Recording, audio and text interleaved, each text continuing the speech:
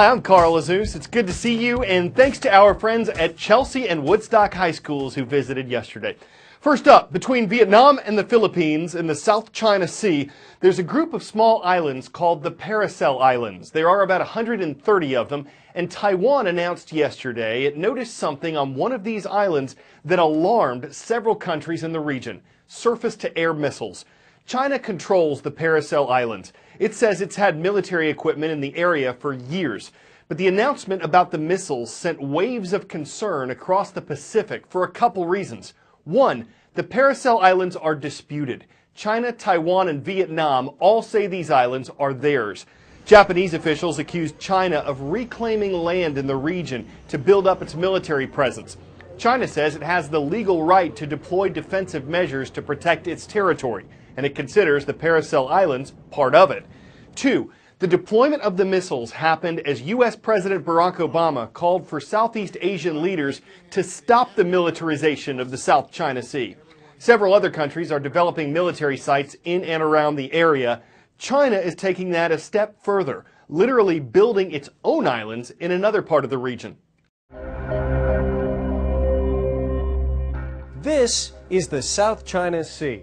It's estimated nearly a third of the world's trade passes through this body of water. It is also at the heart of a very complicated 21st century territorial dispute. A half-dozen governments have competing claims over the South China Sea, including Vietnam, the Philippines, and Malaysia. But the biggest player here is clearly China, which has also embarked on the most aggressive campaign to claim its stake here. China's been building artificial islands in a region of reefs and partially submerged rocks known as the Spratly Islands, in some cases putting in brand new airstrips on locations like the recently constructed island of Fiery Cross. Here's what the island looked like before, and here's what it looks like after this impressive land reclamation project. And Beijing has been issuing warnings to other ships and planes to stay away from these man-made islands. It doesn't take an expert to see that the Spratly Islands are much closer to the Philippines than they are to China. So how is China laying legal claim to this territory? Well, Beijing offers up maps dating back to the early 20th century, which have since become known as the 9-Dash map, a map that China has even begun printing in the pages of new Chinese passports. The Philippines disputes this, citing the United Nations Convention on the Law of the Sea. It has taken China to the Permanent Court of Arbitration at The Hague. But China has so far refused to attend these hearings, arguing that the court has no jurisdiction in this matter. The U.S. is supporting its longtime ally, the Philippines.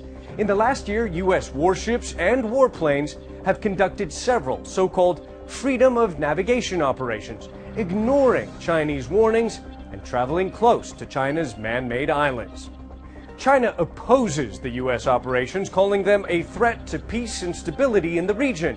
But Beijing's actions have also alarmed many much smaller nations in the South China Sea. Critics argue that China is building the case for its territorial claims by quite literally building islands in the sea. Ivan Watson, CNN, Hong Kong.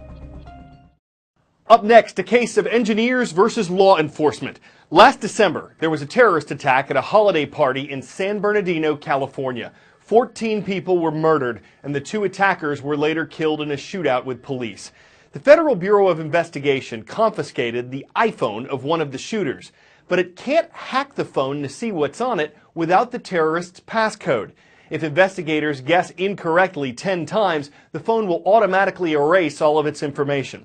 Tech company Apple makes the iPhone. It does not have the terrorist passcode, but the FBI wants Apple to create a special version of its software to load onto the phone, get around its security features, and allow law enforcement agents to hack it. On Tuesday, a federal judge ordered Apple to help the FBI break into the phone. But Apple CEO Tim Cook plans to fight that decision, saying creating a way around the device's security would be too dangerous, that it's impossible to compromise the security of that one iPhone without compromising the security of all iPhones. He said the order was an overreach by the U.S. government, but law enforcement officials say they need all the evidence they can get from the terrorists. I think the terrorist threats and criminal threats threaten their customers much more, being quite frank with you. And this is the crux of the issue. We need to get this issue resolved. The profit motive under the guise of protecting the interests of their customers over the interests of government to protect the lives of those customers. Whichever side you agree with, this is another example of how technology is moving at a faster pace than the potential laws that would govern it. Checking in now with who's watching and not spamming our roll call request page at cnnstudentnews.com. Starting in the capital of India, we got a request from the American Embassy School, Hello New Delhi. Next, we're going Dutch. The Dutch are watching. They're the mascot of Pella High School in Pella, Iowa. And in Mount Pleasant, Tennessee, we've got some Tigers on the prowl. Great to see you at Mount Pleasant High School.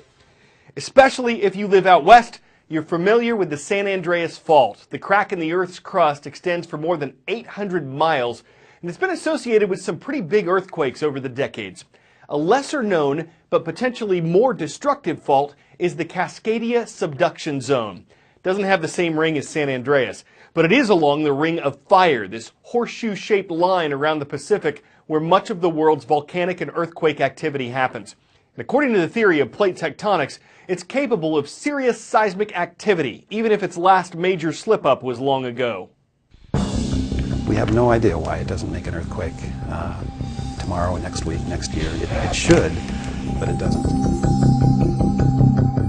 Cascadia can make an earthquake about 30 times more energetic than the San Andreas. The Cascadia Subduction Zone runs some 700 miles from Cape Mendocino in California up to about the middle of British Columbia's Vancouver Island. It's an offshore plate boundary where the oceanic plate is diving underneath the North American plate, forcing it to crumple back like a spring. Eventually, that energy will release and the North American plate will thrust forward and down.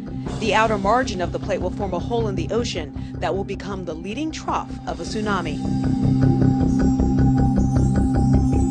If we have a 9 and and it ruptures the whole subduction zone, then you're going to have probably 3 to 5 minutes of shaking. I've been in a 9 in Japan. 3 minutes is an eternity. How long before that water that is pushed out comes back? The 9 is typically going to make a wave of roughly 15 to 20 meters. That'll come ashore beginning in about 15 minutes.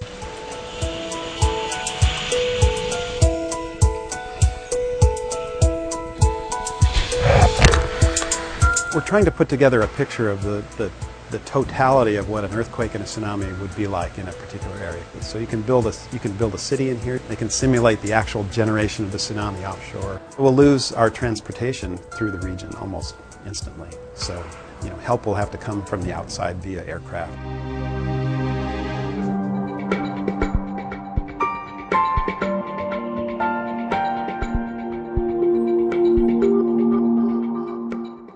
In this region, it down-dropped things. Hilltops, valley bottoms, everything got dropped down by, say, 5 feet. The first thing that the spruce swamp saw was the tsunami marked by the sand. And that salty water makes it difficult or impossible for these trees to exist. These are plants that are not adapted for that kind of life. Do you believe the Cascadia Subduction Zone will release energy like it did in 1700 again? It's a process that's been going on for a long, long time. So just because you and I are here doesn't mean it's going to stop.